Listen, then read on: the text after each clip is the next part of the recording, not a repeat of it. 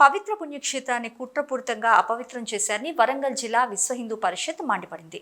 హన్మకొండ జిల్లాలోని ప్రెస్ క్లబ్లో ఏర్పాటు చేసిన మీడియా సమావేశంలో మాట్లాడుతూ ఆగమ శాస్త్రం ప్రకారం లడ్డూ ప్రసాదం తయారు చేయాలంటూ డిమాండ్ చేశారు. కోట్లాది మంది హిందువుల నమ్మకమైన తిరుపతి లడ్డూ ప్రసాదంలో జంతువుల కొవ్వు వినియోగించడాన్ని వారు తీవ్రంగా తప్పుపడుతున్నామని పేర్కొన్నారు.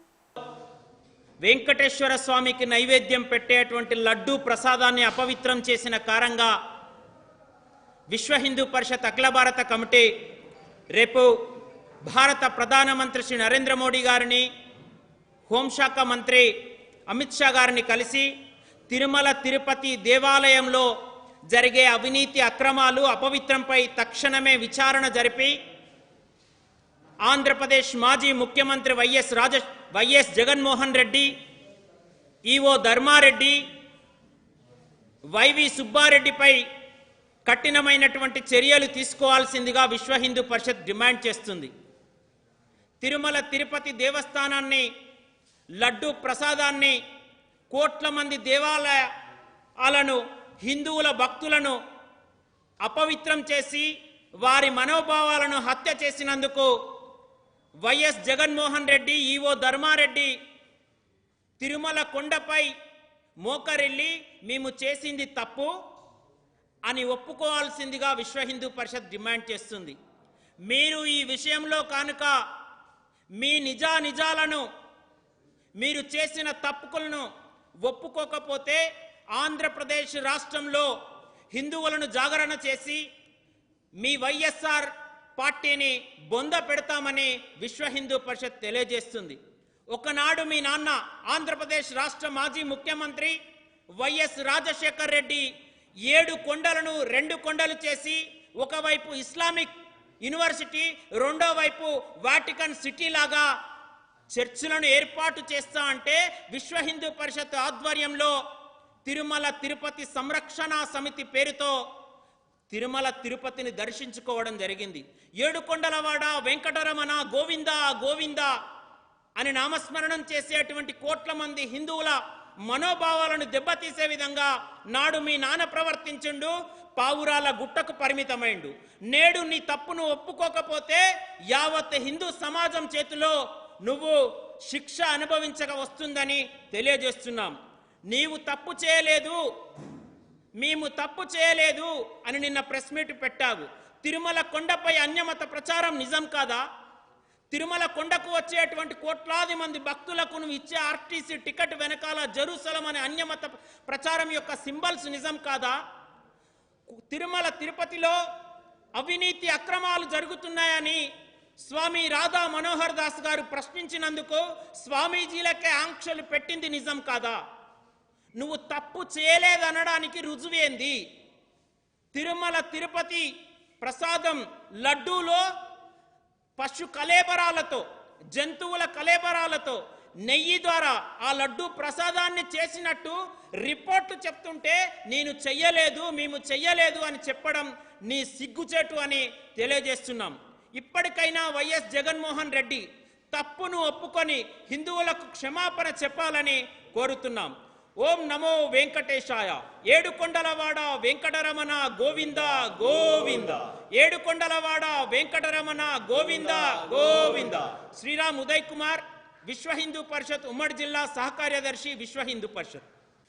5 సంవత్సరాల వైఎస్ఆర్సీపీ పార్టీ పాలనలో తిరుమల తిరుపతి పుణ్యక్షేత్రంలో చేయని అవినీతి లేదు, అక్రమం లేదు.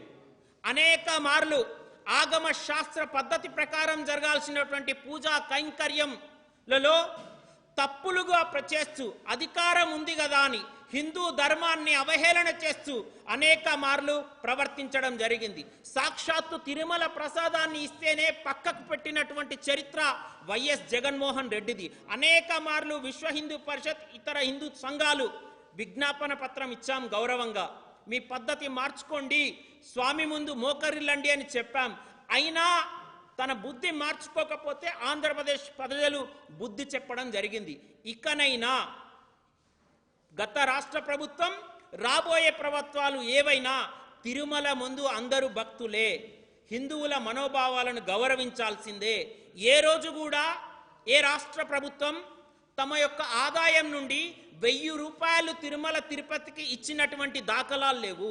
పరమ పవిత్రంగా హిందువులు ప్రతిసారి తిరుమల కొండపై కానుకలు సమర్పిస్తేనే ఈరోజు తిరుపతి బతుకుతుంది, ఆంధ్రప్రదేశ్ ఆదాయం పెరుగుతుంది.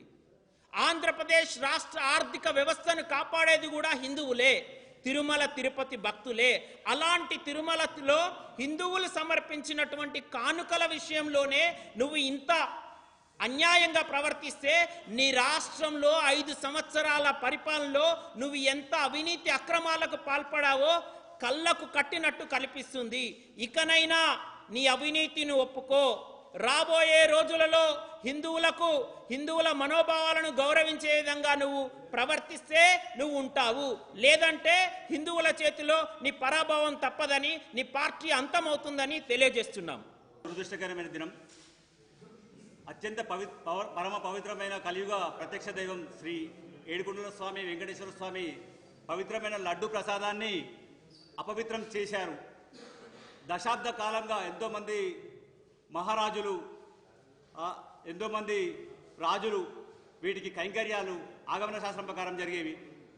ఈ దురదృష్టం ఏంటంటే హిందువులు 151 సీట్లు ఇచ్చి జగన్మోహన్ రెడ్డిని పరిపాలించమని అంటే ఎన్నో కుంభకోణాలు చేశాడు.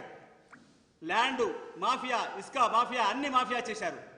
సరే అని అంటే చివరకు అత్యంత పవిత్రమైన హిందువులకు పవిత్రమైన దేవాలయాన్ని కూడా భ్రష్టు పట్టించాడు. ఇప్పటికైనా హిందువులందరికీ ఒకటే విన్నపం, మా విశ్వ హిందూ పరిషత్ ఈ పత్రికా మీడియా విలేకరుల ద్వారా మీకు తెలియజేస్తున్నది ఏంటంటే, మనం ఎన్నుకునే వ్యక్తి, మనము ఇచ్చే సీటు, ఒక తాగి బండి డ్రైవ్ చేస్తేనే ఆ బస్సులో ప్రయాణిస్తున్న ప్రయాణికులకు ఇబ్బంది. అలాంటిది ఒక ముఖ్యమంత్రి సీటు.